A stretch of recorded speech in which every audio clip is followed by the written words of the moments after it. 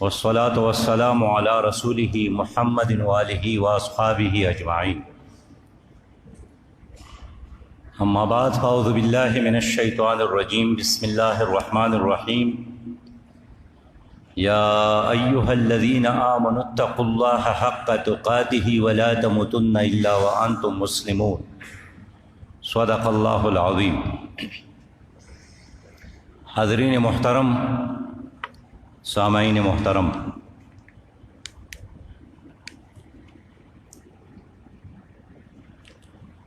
آج جمعہ کا مبارک دن ہے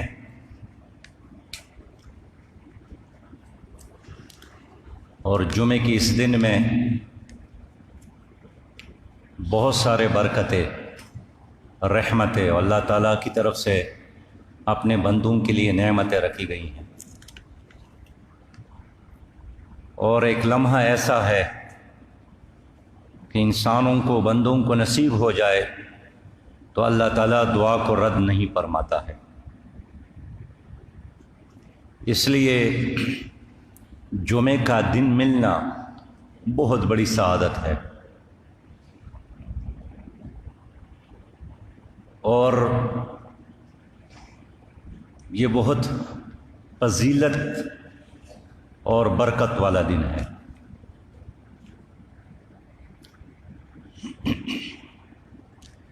میں نے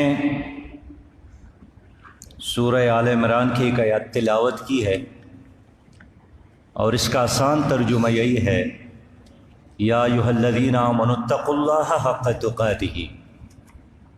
اے لوگ جنہوں نے ایمان لایا ہے، اللہ سے ڈرو جس طرح اللہ تعالیٰ سے ڈرنے کا حق ہے، اور تمہیں موت نہ آئے مگر ایسے حالت میں کہ تم تابعدار ہو۔ تو اللہ رب کریم سے ڈرنا ایسا نہیں ہے جس طرح انسان دشمن سے ڈرتا ہے، یا بجلی کی کرنٹ سے ڈرتا ہے، یا پولیس کے وارنٹ سے ڈرتا ہے، یا دشمن کی گولی سے ڈرتا ہے، یا انسان زہر کے استعمال سے ڈرتا ہے۔ نہیں، اللہ رب کریم رب ہے، وہ ہم سے محبت کرتا ہے۔ اس نے ہمیں جانور کی بجائے انسان بنایا، اور انسانوں میں اللہ تعالیٰ نے پھر ہمیں مسلمان بنایا، اور پھر سر سے لے کر پاؤں تک بے شمار نعمتیں، اور قرآن نے چیلنج دیا ہے کہ وَإِن تَعُدُّوا نِعْمَةَ اللَّهِ لَا تُحْصُوهَا۔ اگر اللہ تعالیٰ کی نعمتوں کو شمار کرنا چاہے تو نہیں کر سکتے۔ یہ فرش سے لے کر عرش تک، بارش کا ہر قطرہ،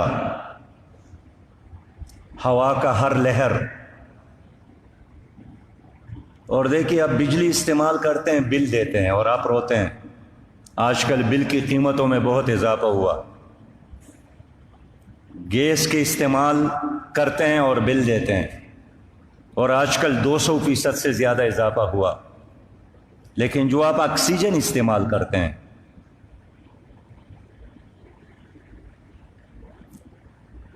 روشنی کا استعمال جو کرتے ہیں، زبان کا استعمال، آنکھوں کا استعمال، کانوں کا استعمال، پاؤں کا استعمال،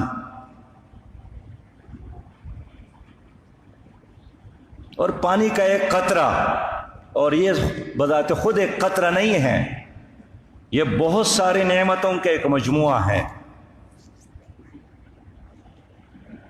ایک چینی کا دانہ یہ ایک دانہ نہیں ہے، یہ بہت ساری نعمتوں کا ایک مجموعہ ہے۔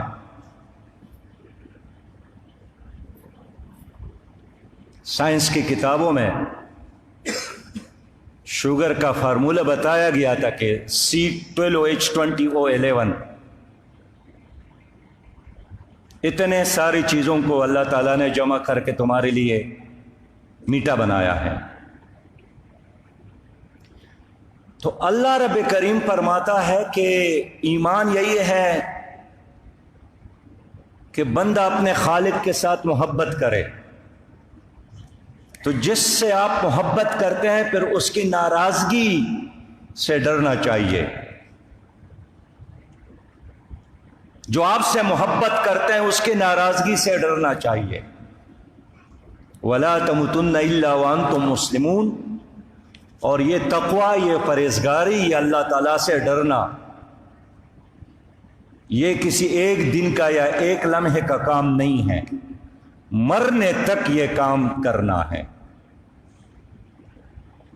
سید ابو العلا مودودی رحمۃ اللہ علیہ نے فرمایا ہے کہ کسی لمحے جوش اور جذبے میں آ کر جام شہادت نوش اور پینا بھی آسان کام ہے، لیکن زندگی بھر اور 24 گھنٹے شریعت کے مطابق گزارنا، ایمان اور اسلام کی حالت میں گزارنا، یہ ایک مشکل کام ہے.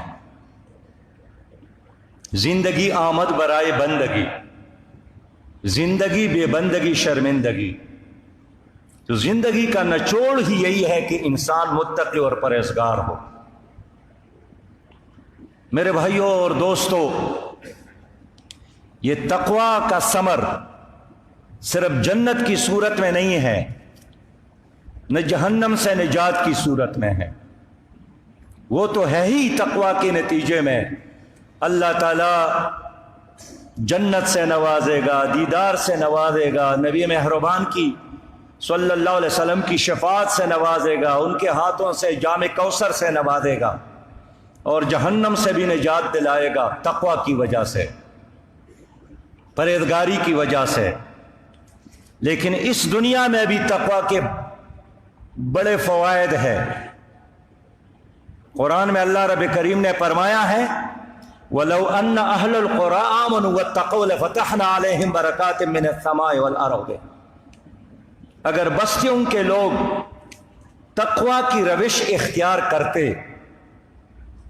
تقوی کے راستے پر چلتے، تو اللہ رب کریم ان کے لیے آسمانوں اور زمینوں کے دروازے، رحمت اور برکت کے دروازے کھولتے. رزق میں فراخی، عمر میں برکت، دل کے اندر سرور اور سکون، یہ ملے گا تقوی کے نتیجے میں. لوگ سمجھتے ہیں کہ آدمی کو نئے کپڑے پہنایا جائے وہ خوشحال ہوگا، کسی بنگلے میں بسایا جائے وہ خوشحال ہوگا، اچھی گاڑی میں بٹھایا جائے وہ خوشحال ہوگا، 11-12 بچوں کا باپ بن جائے تو خوشحال ہوگا. سب سے زیادہ رونے والا وہی آدمی ہوتا ہے جن کے زیادہ بچے ہو، روتا ہے. یوں لگتے ہیں کہ جس طرح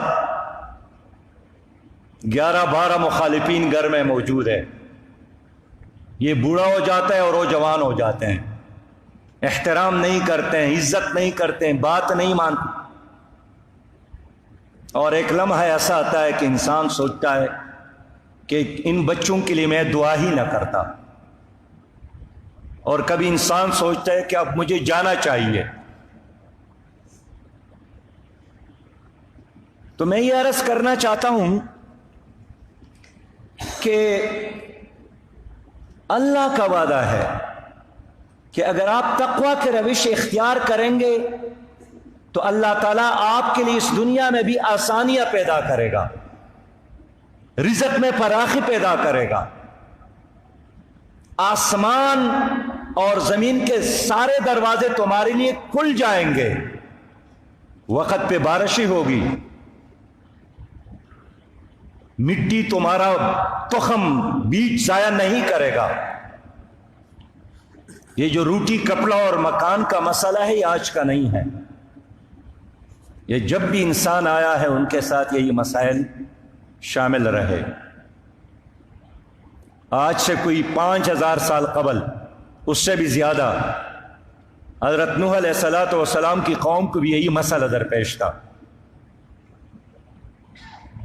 انسان کو بھوک لگتا ہے، پیاس سے تنگ ہو جاتا ہے، پانی کا محتاج ہے. اللہ تعالیٰ نے نوح علیہ السلام کا تذکرہ کیا. کہ اللہ تعالیٰ نے نوح علیہ السلام کو بھیجا، اس نے اپنی قوم کو حق کی طرف بلایا، جنت اور جہنم کی بات بھی کی، لیکن ساتھ یہ بھی فرمایا کہ فَقُلْتُ اسْتَغْفِرُوا رَبَّكُمْ إِنَّهُ كَانَ غَفَّارًا يُرْسِلِ السَّمَاءَ عَلَيْكُمْ مِدْرَارًا وَيُمْدِدُكُمْ بِأَمْوَالٍ وَبَنِينَ وَيَجْعَلْ لَكُمْ جَنَّاتٍ وَيَجْعَلْ لَكُمْ أَنْهَارًا۔ توبہ کرو، وہ توبہ قبول کرنے والا ہے، دروازہ بند نہیں ہے۔ رحمت اور بروقت بارشیں، اللہ جس قوم سے خوش ہوتا ہے بروقت بارشیں کرتا ہے، جس سے ناراض ہوتا ہے بارش ہوتی بھی ہے وہ اس وقت جب اس کی ضرورت نہیں ہوتی ہے، اور ہو بھی جائے تو پھر اس سے سیلاب اور طوفان بنتی ہے۔ تو نوح علیہ السلام نے اپنے قوم کو یہی فرمایا کہ وَيُمْدِدُكُمْ بِأَمْوَالٍ وَبَنِينَ، تمہاری معاشی حالت بھی بہتر ہو جائے گی، اور تمہارا جو مین پاور ہے، افرادی قوت میں بھی اضافہ ہوگا۔ وَيَجْعَلْ لَكُمْ جَنَّاتٍ، تمہارا ایگریکلچر بہتر ہو جائے گا اور تمہارا ایریگیشن بہتر ہو جائے گا۔ تو آج کا مسئلہ تو یہی ہے، پاکستان ایک زرعی ملک ہے اور کسان، دہقان، زمیندار بھوکا سوتا ہے۔ پاکستان کو اللہ تعالیٰ نے معدنیات سے نوازا ہے، اور ہمارے ہاتھوں میں ورلڈ بینک اور IMF کے ہتھکڑیاں ہیں۔ اللہ تعالیٰ نے پاکستان کو پانی سے نوازا ہے، اور اس کے باوجود بھی ایک سروے کے مطابق پاکستان کے لوگوں کو صاف پانی نہیں ملتا، اور جو اقوام متحدہ کا سٹینڈرڈ ہے اس کے مطابق تو 90% پاکستان کا پانی ٹھیک نہیں ہے، اور جتنی بیماریاں ہیں اس میں بنیادی وجہ خراب پانی ہے۔ تو میں عرض کرنا چاہتا ہوں کہ اللہ کا جو دین ہے یہ صرف حصولی جنت کا ذریعہ نہیں ہے، یہ اس دنیا میں بھی خوشحالی کا ذریعہ ہے، یہ اللہ کا دین ہے۔ تو اللہ نے وعدہ فرمایا، اور اللہ کا وعدہ تو سچا ہوتا ہے کہ وَلَوْ أَنَّ أَهْلَ الْقُرَىٰ آمَنُوا وَاتَّقَوْا لَفَتَحْنَا عَلَيْهِمْ بَرَكَاتٍ مِّنَ السَّمَاءِ وَالْأَرْضِ۔ اللہ تعالیٰ نے وعدہ کیا ہے کہ وَمَن يَتَّقِ اللَّهَ يَجْعَل لَّهُ مَخْرَجًا وَيَرْزُقْهُ مِنْ حَيْثُ لَا يَحْتَسِبُ۔ جو اللہ تعالیٰ سے ڈرتا ہے، وہ فرد ہو یا خاندان ہو یا کوئی قوم ہو یا کوئی حکومت ہو، اللہ تعالیٰ اس کے لیے راستہ کھولتا ہے اور اس طرف سے رزق دے گا کہ اس کے وہم اور گمان میں بھی نہیں ہوگا۔ یہ جو بڑے بڑے مچھلیاں موجود ہیں جہازوں سے بڑے، انہوں نے کون سا MSc اور PhD کیا ہوتا ہے، کون سے ڈگریاں ہیں ان کے ساتھ، اللہ تعالیٰ رزق پہنچاتا ہے۔ پرندوں کو اللہ تعالیٰ رزق پہنچاتا ہے، چونٹیوں کو اللہ تعالیٰ رزق پہنچاتا ہے۔ یہ جو 8 یا 9 مہینے انسان پیٹ کے اندر ہوتا ہے، کون رزق پہنچاتا ہے؟ اللہ تعالیٰ ہی رزق پہنچاتا ہے۔ اس لیے اللہ کا اعلان ہے کہ میں اس دروازے سے آپ کو دوں گا جس کے بارے میں آپ کا کوئی وہم اور خیال اور گمان میں بھی نہیں ہوگا، لیکن یہ سب کچھ مشروط ہے تقویٰ سے۔ میرے بھائیوں اور دوستو، اس لیے ایک اسلامی معاشرے میں کون بہتر ہے اور کون بہتر نہیں ہے؟ ایک سیکولر معاشرے میں، ایک سرمایہ دارانہ نظام میں بہتر وہی ہوتا ہے جس کے ساتھ پیسہ ہو، جو بڑے بنگلے میں نظر آتا ہو، جو بڑی گاڑی میں بیٹھتا ہو، جو وزیر ہو، جو مشیر ہو، جس کے ساتھ کوئی لاحقہ سابقہ ہو۔ لیکن اللہ کے دربار میں فرمایا ہے کہ میرے ہاں یہ معیارات نہیں ہیں، میرے ہاں معیار یہی ہے، ان اکرمکم عند اللہ اتقاکم۔ وہ جھونپڑے میں کیوں نہ ہو، لیکن بہتر وہ ہے جن کے دلوں میں تقوی کا شمع روشن ہو۔ کوئی کارخانے کے مالک کے بنسبت وہ چوکیدار زیادہ اللہ کے ہاں محبوب ہوگا جو دروازے پہ کھڑا ہے، لیکن دیانتدار ہے، امانت دار ہے۔ تو تقوی بنیادی سرمایہ ہے ایک مسلمان کے لیے۔ حضرت عمر ابن خطاب رضی اللہ تعالیٰ عنہ نے حضرت کعب رضی اللہ تعالیٰ عنہ سے پوچھا تھا کہ تقوی کیا ہے؟ اس نے بہت آسان الفاظ میں جواب دیا ہے کہ عمر کبھی ایسے راستے سے، ایسے پگڈنڈی سے آپ گزرے ہیں جہاں دونوں طرف جھاڑیاں ہوں؟ انہوں نے کہا کہ ہاں۔ تو پھر آپ کیا کرتے ہیں؟ حضرت عمر ابن خطاب رضی اللہ تعالیٰ عنہ نے فرمایا کہ میں دونوں ہاتھوں سے اپنے کپڑوں کو سمیٹ کر دایاں بایاں دیکھ کر گزرنے کی کوشش کرتا ہوں۔ انہوں نے کہا کہ بس تقوی یہی ہے۔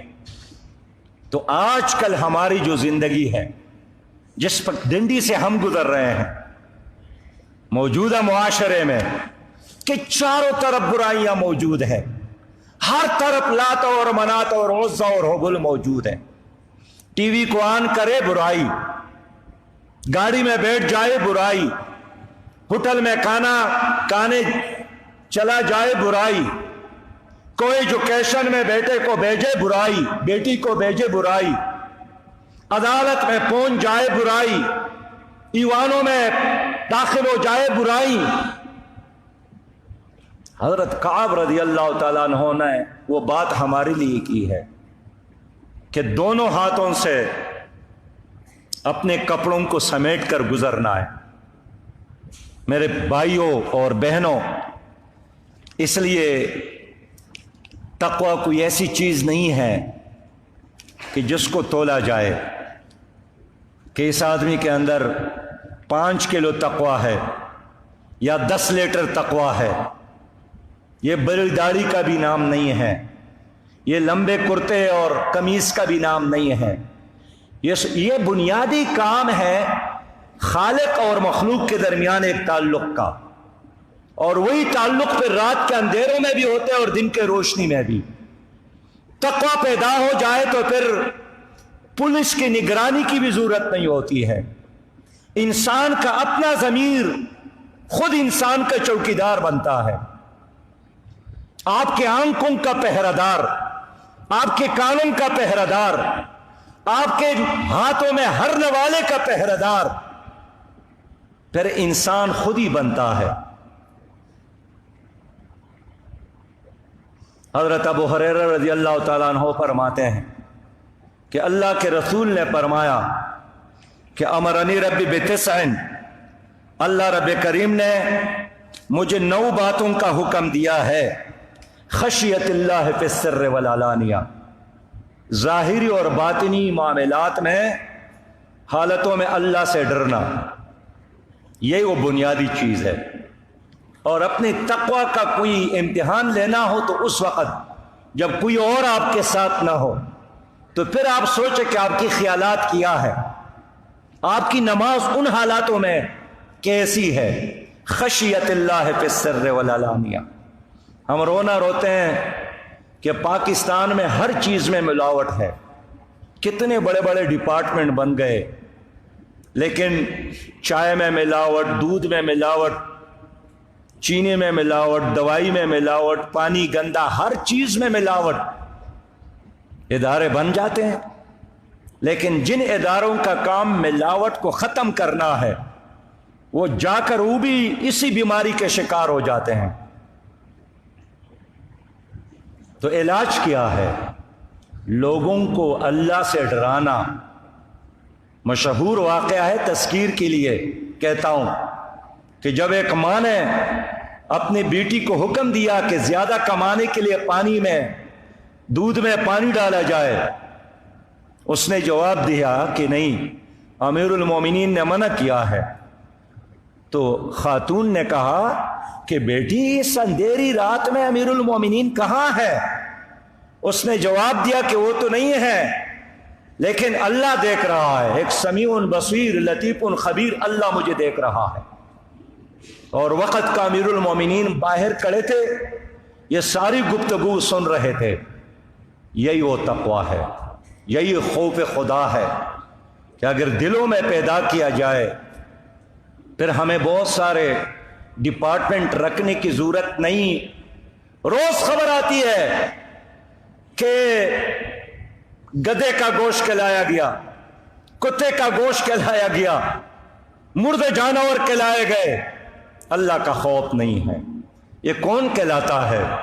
یہ ہندو نہیں ہے، یہ سکھ نہیں ہے، یہ مسلمان ہے جو کمانے کے خاطر یہی کام کرتے ہیں۔ اللہ کا خوف نہیں ہے۔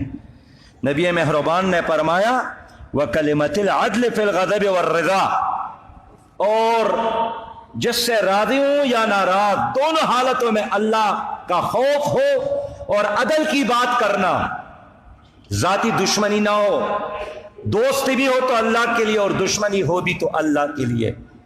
مشہور واقعہ ہے کہ حضرت علی رضی اللہ تعالیٰ عنہ نے ایک کافر کا مقابلہ کیا اور غالب آ گئے اور ان کے سینے پہ چڑھ گئے۔ اس نے نیچے سے ان کے چہرے پر تھوکا اور یہ فوراً اس کے سینے سے اتر گئے۔ کافر حیران ہو گئے کہ یہ کیا ہوا۔ حضرت علی رضی اللہ تعالیٰ عنہ نے جواب دیا کہ میں اللہ کے لیے آپ سے لڑ رہا تھا، اب آپ نے میرے چہرے پر تھوکا تو میری نفس مجھے غصہ چڑھا، اس لیے اب آپ پر تلوار چلانا یہ اپنے نفس کو خوش کرنا ہے، اللہ کے خاطر نہیں ہے، اس لیے میں نے آپ کو چھوڑا۔ نتیجہ کیا نکلا؟ نتیجہ یہی نکلا کہ اس نے بھی ایمان قبول کیا، اس نے بھی لا الہ الا اللہ محمد رسول اللہ قبول کیا۔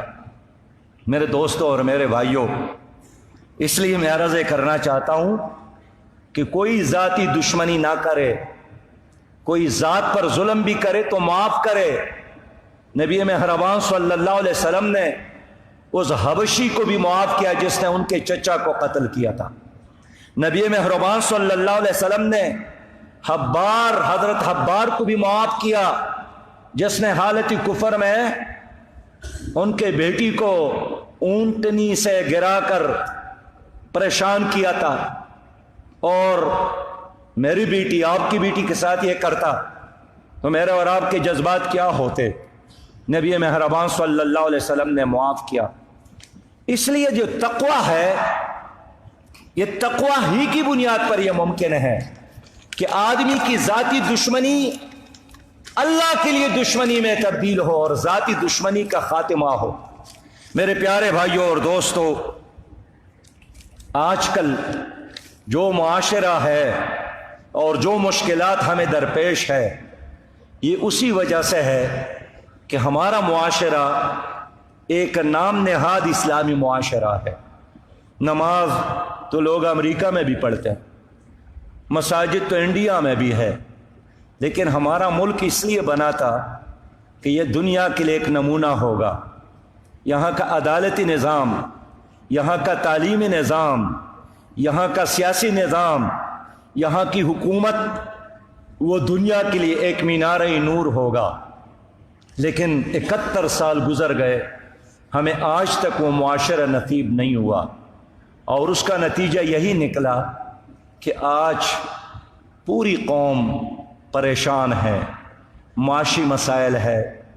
آج ہمارے ایک وفاقی منسٹر نے اسٹیٹمنٹ دیا ہے کہ پاکستان وہ ملک ہے جہاں بچوں کے ساتھ ظلم اور زیادتی میں یہ پہلے نمبر پر ہے۔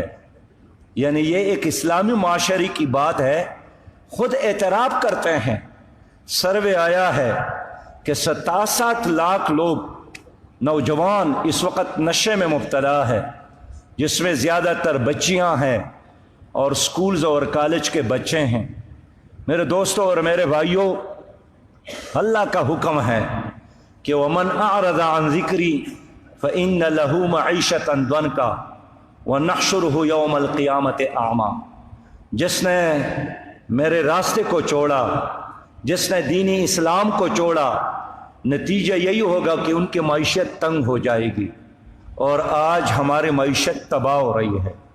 آج ہمارے ملک میں غربت اور افلاس میں اضافہ ہو رہا ہے، آج ہمارے ملک میں مہنگائی اور بے روزگاری میں اضافہ ہو رہا ہے۔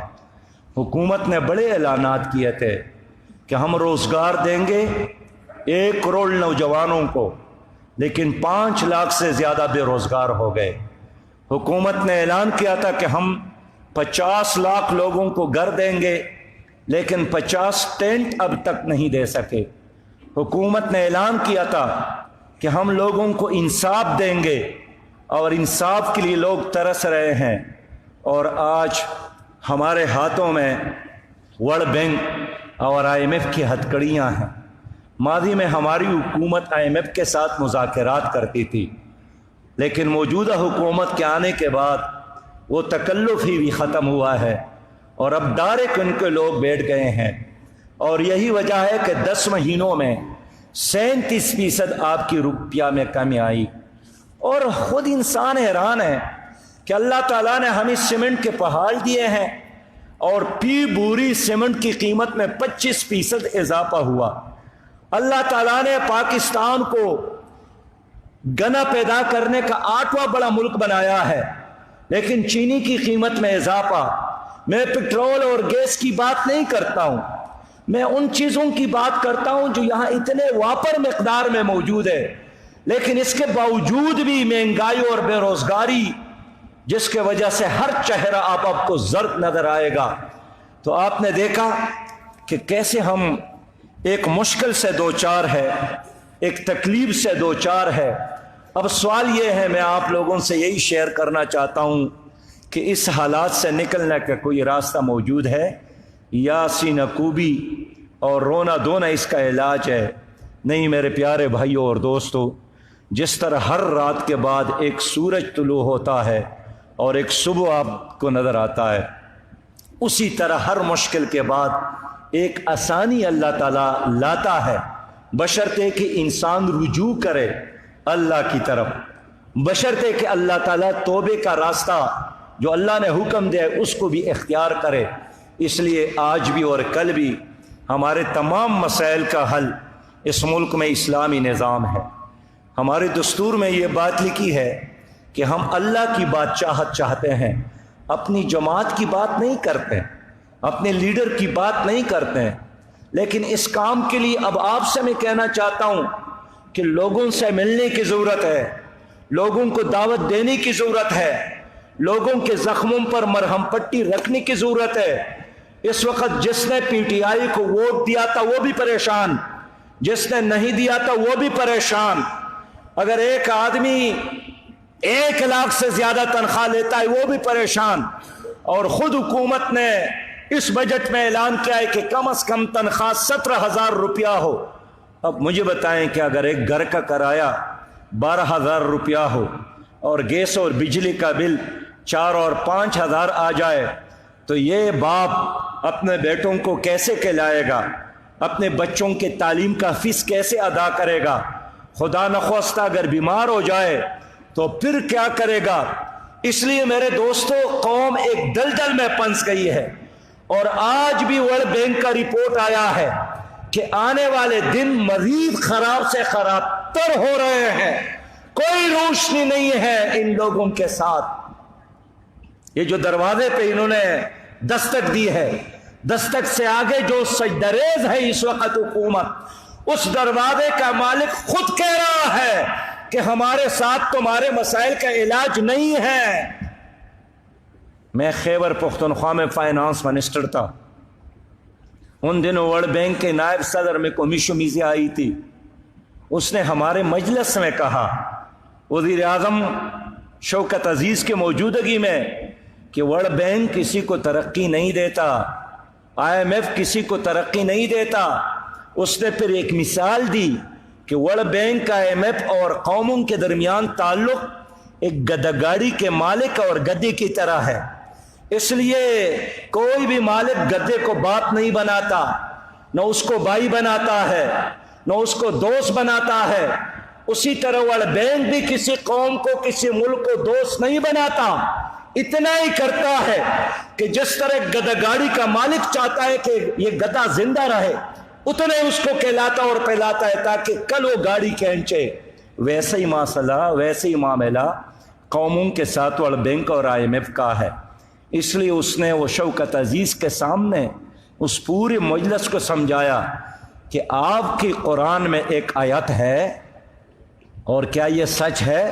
ہم نے کہاں بتائیں کہ اللہ تعالیٰ اس قوم کی حالت نہیں بدلتا جب تک وہ اپنی حالت کو خود نہیں بدلتا، اور قرآن میں بالکل موجود ہے کہ ان اللہ لا یغیر ما بقوم حتی یغیر ما بانفسہم۔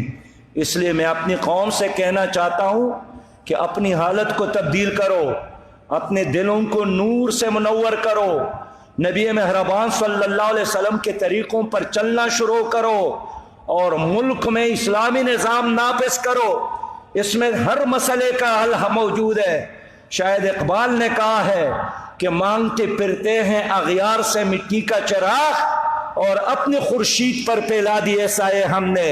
ان چراغوں میں تیل نہیں ہے جس کی طرف یہ قوم دیکھ رہی ہے، ہمارے ساتھ اپنا ایک روشن سورج کی طرح چمکتا اور دمکتا ہوا نظام موجود ہے۔